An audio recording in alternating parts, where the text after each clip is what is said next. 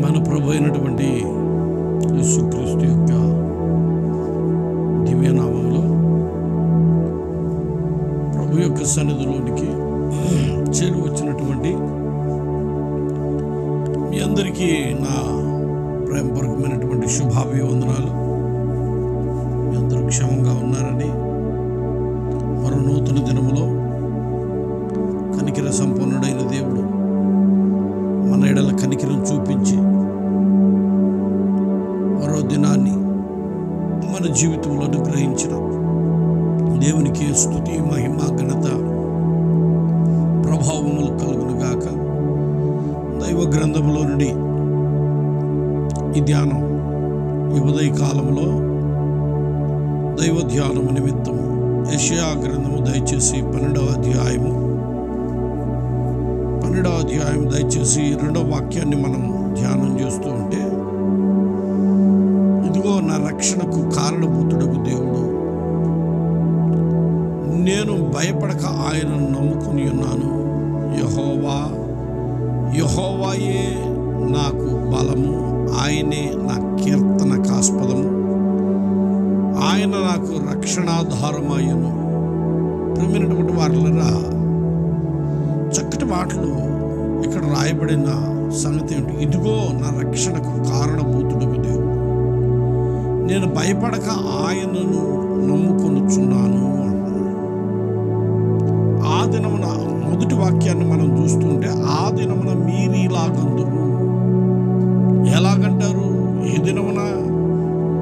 ప్రభు యొక్క సన్నిధిలో, మన ఇబ్బందుల్లో, మన శ్రమల్లో, మన కష్టాల్లో, మన నిందల్లో, అవమానాల్లో అన్నిటిలో నుండి ప్రభు విడిపించి తప్పించి క్షేమాన్ని కలగజేసిన దినమున మనము దేవుని సన్నిధిలో చెప్పవలసిన మాట ఏమిటంటే, ఇదిగో నా రక్షణకు కారణభూతుడకు దేవుడు, నేను భయపడక ఆయన నమ్ముకొనుచున్నాను. ఎందుకు నీవు భయపడట్లేదు అంటే, ప్రియమైనటువంటి వారులారా, ప్రతిదానికి చాలామంది భయపడిపోతూ ఉంటారు. ప్రతి చిన్నదానికి, కానిదానికి, అయినదానికి, ప్రతిదానికి భయపడిపోతూ ఉంటారు. కానీ ఇక్కడ రాయబడిన మాట ఏమిటంటే, నేను భయపడను. ఎందుకు భయపడవు అంటే, నా రక్షణకు కారణభూతుడకు దేవుని నేను నమ్ముకుని ఉన్నాను అని మనము చెప్పదగినటువంటి దినములు నా దేవుడు మన జీవితంలో అనుగ్రహిస్తాడు. నిజమే, మరలా భయపడాలి, మరలా భయపడి ప్రతి విషయంలో ఎంత మాత్రం మనం భయపడనక్కర్లేదు. కారణం ఏంటంటే, మనలను ఆదుకుని దేవుడు, మనలను ఆదుకునివాడు నరుడు కాదు కానీ భూమి ఆకాశములను సృజించినటువంటి సృష్టికర్త అయినటువంటి దేవుడు మనలను అన్ని విషయాలలో ఆదుకొని ఆలోచన చెప్పి ఆయన మనలను నడిపించు దేవుడు. ప్రియులారా, మనము ప్రభువుని నమ్ముకున్నాం, ఆయన సన్నిధిలోనికి వచ్చాము, ఇక మరలా మనం భయపడనక్కర్లా. అందుకే వాక్యం సెలవిస్తుంది రోమీయులకు రాసిన పత్రికలో 8వ అధ్యాయం, మరలా మనం భయపడుటకు దాస్యపాత్మను పొందలేదు కానీ దత్తపుత్రాత్మను పొంది అబ్బా తండ్రి అని మొర్రపెట్టుచున్నాము అని వాక్యము సెలవిచ్చుచున్నది. ప్రియులారా, ఈరోజు మన ఆత్మీయ జీవితాలలో మరలా మనం ఎంత మాత్రము భయపడనక్కర్లా. కారణం ఏమిటంటే, మనలను ఆదుకునివాడు, మన రక్షణకు కారణభూతుడు, మనం కాపాడబడుటకు యోగ్యుడైన వాడు మన ప్రభు అయినటువంటి యేసుక్రీస్తు వారు. ఆయనను మనం నమ్ముకున్నాం. బైబిల్ చెబుతుంది కదా, మనుషులను నమ్ముకున్నట కంటే యెహోవాను ఆశ్రయించుట మేలు, రాజులను నమ్ముకున్నట కంటే యెహోవాను ఆశ్రయించుట మేలు. మనం ఎవరిని నమ్ముకున్నామంటే, రక్షణకు కారణభూతుడైనటువంటి మహిమాన్వితుడైన దేవుని మనం నమ్ముకున్నాం కనుక ఇక మనం ఎంత మాత్రము భయపడనక్కర్లా. దైవ వాక్యాన్ని ఇంకొక మాటను మనం ధ్యానం చేస్తూ ఉంటే దేవుని పరిశుద్ధ గ్రంథములో నుండి ప్రేమైనటువంటి వారు 56వ కీర్తన దయచేసి 4వ వాక్యాన్ని మనం ధ్యానం చేద్దామండి. 56వ కీర్తన 4వ వాక్యాన్ని, దేవుని బట్టి నేను ఆయన వాక్యమును కీర్తించదును, దేవుని యందు నమ్మిక ఉంచి ఉన్నాను, నేను భయపడను, శరీరదారులు నన్నేమి చేయగలరు? మనుషులు మనల్ని ఏం చేయగలరు? ఏది చెయ్యాలి అన్నా కానీ మన జీవితం అంతా మన రక్షణకు ఆధారభూతుడైనటువంటి యేసయ్యే మన జీవితంలో ఏది చేయాలి అన్నా శరీరదారులను ఏమి చేయగలరు? దావీదు అంటున్నాడు, శరీరదారులను ఏమి చేయగలరు? నేను దేవుని నమ్ముకొని ఉన్నాను, నేను భయపడను. ప్రతి దానికి కొంతమంది అయిన దానికి కాని దానికి భయపడుతూ ఉంటారు. భయపడనక్కర్లా. కారణం ఏమిటంటే వాక్యము చాలా విశేషమైన మాటలు చెబుతుంది. ప్రేమైనటువంటి వారలారా, మనకు బాగా తెలిసినటువంటి సంగతులు, కన్యక గర్భం ధరించింది, మరియా గర్భం ధరించింది, ఇంకా వివాహం కాల. వివాహం కాకమునిపే మరియ గర్భం ధరించింది. ఒకరోజు ఈమె తన జీవితంలో భయపడుతుంది. అయ్యో, నా పరిస్థితి ఏమిటి, నా జీవితం ఏంటి, నా స్థితిగతి ఏమిటని మరియ భయపడుతూ, లోకులకు భయపడుతూ, జనులకు భయపడుతూ గడగడగడగడలాడుతున్నటువంటి తన జీవితంలో ఒకరోజు దేవుని యొక్క దూత ప్రేమైనటువంటి వారిలో వచ్చి మరియను ధైర్యపరుస్తున్నాడు. ఆ మాటను మనం చదువుతుంటే అక్కడ రాయబడిన 29-30 వాక్యములో ప్రేమైనటువంటి వారిలో రాయబడిన మంచి మాట ఏమిటంటే, ఆమె ఆ మాటకు బహుగా తొందరపడి ఈ శుభవచనం ఏమిటో అని ఆలోచించుకుంటుండగా దూత, మరియా భయపడకము, దేవుని వలన నీవు కృప పొందితివి. నిజమే. మరియతో దేవుని దూత అంటున్నాడు, మరియా భయపడబాక, నీవు దేవుని వల్ల కృప పొందితివి. జనులు నిన్నేమన్నా అనుకొని, జనులు నీ విషయంలో ఎంతగా దూషించినా కానీ ప్రేమైనటువంటి వారిలో నీ జీవితంలో ఎంత మాత్రం భయపడకు. ఎవరు ఎన్ని ప్రేమైనటువంటి వారిలో ఏసరించుకున్నా, ఎంతగా నీ జీవితంలో ఇబ్బందులు పాలు చేసినా, అనకూడని మాటలన్నా, ప్రేమైనటువంటి వారిలో నిందించినా, అవమానించినా, నీ జీవితంలో నువ్వు భయపడక. మరియతో దేవుని దూత అదే మాట కదంటుంది, భయపడకు, నీవు దేవుని వల్ల కృప పొందితివి. నీ జీవితంలో ప్రభు కొరకు నిలవగలిగినటువంటి ఆ మంచి స్థితిలో ఉండగలిగితే నువ్వెవరికి భయపడనక్కర్లే. ప్రేమైనటువంటి దేవుని బిడ్డ, ప్రభువే నీ పక్షాన నిలుస్తాడు. నా దేవుడు నీ పక్షమున నిలిచి తన దూతను పంపించి నీకు సహాయం చేయగలిగిన వాడు. తన దూతను పంపించి నీ పక్షమున వేద్యమాడగలిగిన వాడు. తన దూతను పంపించి నీ పక్షమున పోరాడగలిగిన వాడు నా దేవుడు. కారణం ఏమిటంటే నీవు మనుష్యులను నమ్ముకోలేదు, నువ్వు అధికారులను నమ్ముకోలేదు, నువ్వు రాజులను నమ్ముకోలేదు, నువ్వు రక్త సంబంధికులను నమ్ముకోలేదు. ఎవరు నమ్ముకున్నావో తెలుసా? నీ రక్షణకు కారణభూతుడైనటువంటి యేసయ్యను నీవు నమ్ముకున్నావు. అందుకే నీవు భయపడనక్కర్లా. అందుకే దావీదు అంటున్నాడు, శరీరదారులను ఏమి చేయగలరు? ఏం చేయగలరు? ఊరక మాటలు అంటారు, గాలి మాటలు. అదే కదా యోబు గ్రంథంలో అంటున్నాడు, గాలి మాట్లాడుచున్నారు వీళ్ళని.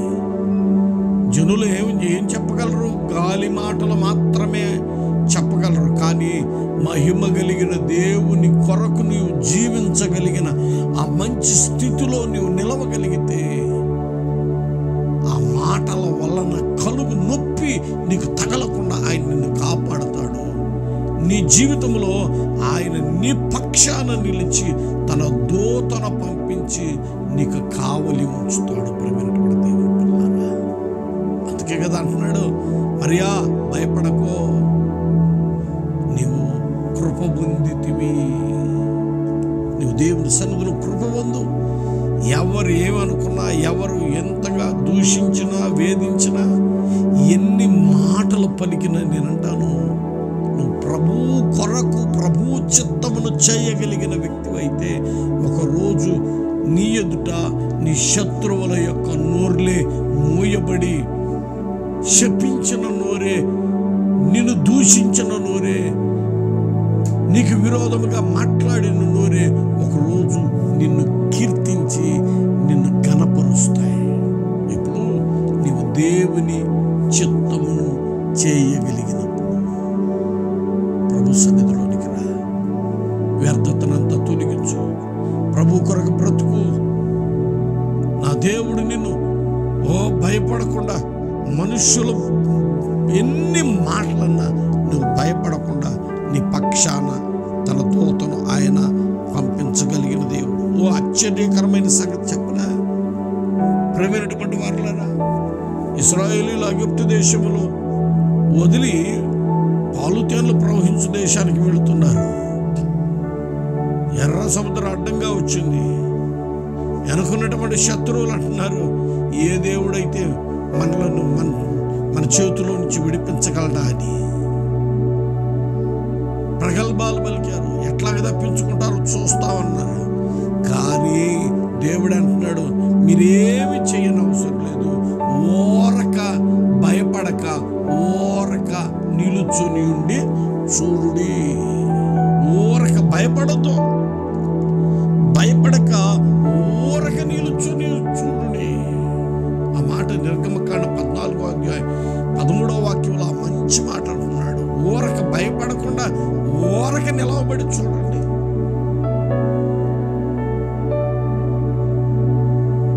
మీ పక్షమున యుద్ధం చేసేది మనుషుడు కాదు, మహిమ కలిగిన దేవుడు. అందుకే ప్రభు యొక్క సన్నిధిలో దైవ చిత్తమును చేయుటకు నీవు నిలిచిన వ్యక్తివైతే నా దేవుడు నీ పక్షమున అద్భుతాలు చేస్తాడు, ఆశ్చర్య కార్యాలు చేస్తాడు. నువ్వు ఇంతవరకు ఏ శత్రువు చేత అయితే తరమబడుతున్నావో, ఏ శత్రువుతోనైతే నువ్వు నలిగిపోతున్నావో, ఏ శత్రువు చేత అయితే నువ్వు ఇబ్బంది పడుతున్నావో, ఒకరోజు నా దేవుడు నీ కన్నుల ఎదుట నిన్ను ఇబ్బంది పరిచేటటువంటి వారు లేకుండా చేసి నీకు జయమేయగలిగిన వాడు నా ప్రభు. అందుకే ప్రేమైనటువంటి వారులారా, నువ్వు ఎవరిని నమ్ముకున్నావంటే రక్షణకు కారణభూతుడైనటువంటి యేసయ్యను నమ్ముకున్నావు. అందుకే భయపడకు. అందుకే వాక్యం సెలవిస్తుంది, భయపడకు. నరమాతృల మనలను ఏమి చేయగలరు అని చాలా విశేషమైనటువంటి మాటను పరిశుద్ధాత్ముడు రాస్తూ ఉన్నాడు. ప్రియులారా, కలవరపరిచేటటువంటి వార్తలు ఎన్ని విన్నా కానీ మన జీవితంలో ఎంత మాత్రం భయపడనక్కర్లా. నిజమే. ఒక ఆయన ఉన్నాడు, సమాజ మందిరపు అధికారి. కుమార్తె మరణించడానికి సిద్ధంగా ఉంటే యేసు ప్రభు దగ్గరికి వచ్చి బాధపడి మంగపడి యేసు ప్రభుని తన ఇంటికి రమ్మంటే యేసు ప్రభు వారు వెళుతూ ఉన్నాడు. ఎదురుగా సమాజ మందిరపు అధికారి ఇంటి పనివారు వచ్చి, బోధకుని శ్రమ పెట్టొద్దు, నీ కుమార్తె చనిపోయింది, రా మన కార్యక్రమము మనం చేసుకుందామంటే ఆయన ఒకే ఒక్క మాట అంటున్నాడు. ఏమంటే, భయపడక నమ్మిక మాత్రం ఉంచు. ఎవరు ఎన్ని మాటలు చెప్పినా, ఎన్ని నిన్ను కృంగదీసే మాటలు చెప్పినా, ఎంత విరోధకరమైన మాటలు చెప్పినా, నీకు జీవితంలో ఇబ్బందికరమైన మాటలు చెప్పినా, చేదు మాటలు నువ్వు విన్నా కానీ నేనంటాను, ప్రేమినటువంటి దేవుని పిల్లరా, నువ్వు భయపడకు, నమ్మిక మాత్రం ఉంచు. ఏ దేవుని యందు అయితే నీవు నమ్మిక ఉంచావో ఆ దేవుని యందు నీవు నమ్మిక ఉంచు. శత్రువు కృంగదీస్తాడు, శత్రువు కృంగదీస్తాడు. అన్నాడు నెహెమ్యాని, ఎజ్రాని. చాలా మంది అంటున్నారు, వీళ్ళు బలులు అర్పించి ప్రాకారం కడతారా? బలులు అర్పించి బలిపీఠాలు కట్టి వీళ్ళు పడిపోయినటువంటి ఈ ప్రాకారాలను కడతారా అని హేళనగా చేశారు. కానీ ఆశ్చర్యకరుడైన దేవుడే ఆ సన్బలాటు, టోబియా అనేటటువంటి శత్రువులు నోర్లు మూయించగలిగిన, మహిమ కలిగిన కార్యాలు చేశాడు. కారణం ఏమిటంటే, ఏ దేవుని యందైతే నమ్మిక ఉంచారో ఆ దేవుడే వారి జీవితాలలో గొప్ప కార్యం చేశాడు. నేనంటాను, మనకు అసాధ్యం. బైబిల్ చెబుతుంది, మనుషులకు అసాధ్యములైనవి దేవునికి సమస్తమును సాధ్యమే. ఆయనకు అసాధ్యమైనది ఏమీ లేదు. నీ జీవితంలో ఒకవేళ ఈ అప్పులు తీరవు, నాకు అసాధ్యం అనుకుంటున్నావేమో. ఈ రోగం పోదు, అసాధ్యం అనుకుంటున్నావేమో. ఈ సమస్యలు పోవు, అసాధ్యం అనుకుంటున్నావేమో. నా జీవితంలో నాకు ఉద్యోగం రాదు అని అసాధ్యం అనుకుంటున్నావేమో.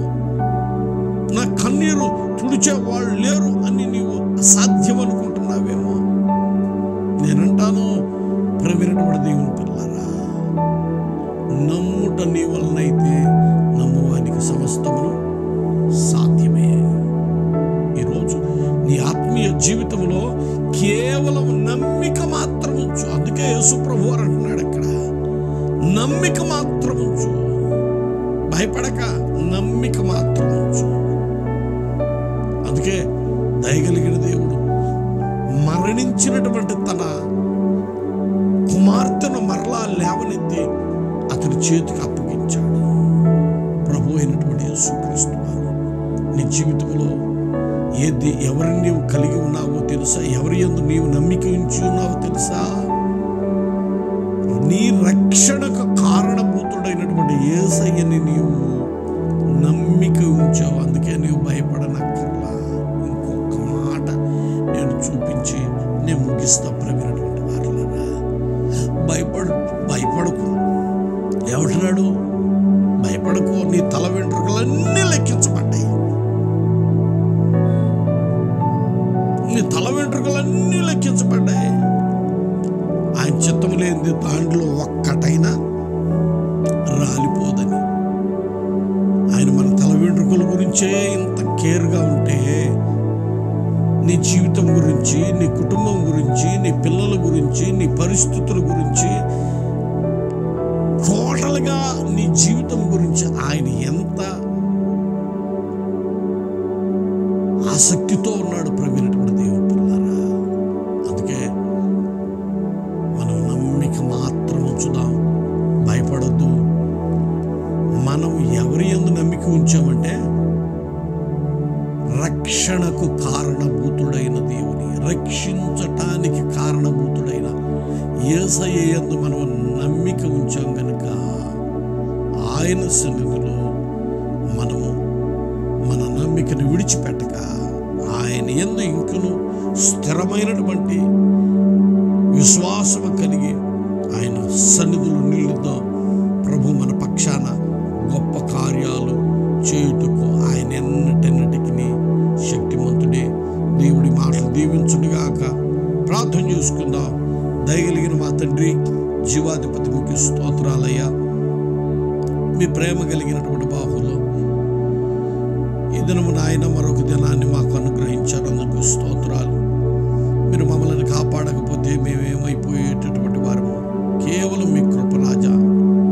అందుకే తండ్రి, మా రక్షణకు కారణభూతుడమైనటువంటి మా తండ్రి, మా దేవ, మీ యందు నమ్మిక ఉంచి ఉన్నాం. మేము భయపడక ప్రతి విషయములో మీ యందు నాయన నమ్మిక కలిగి మీ సన్నిధిలో నిలిచేటటువంటి కృపా ధన్యతను దయచేయండి.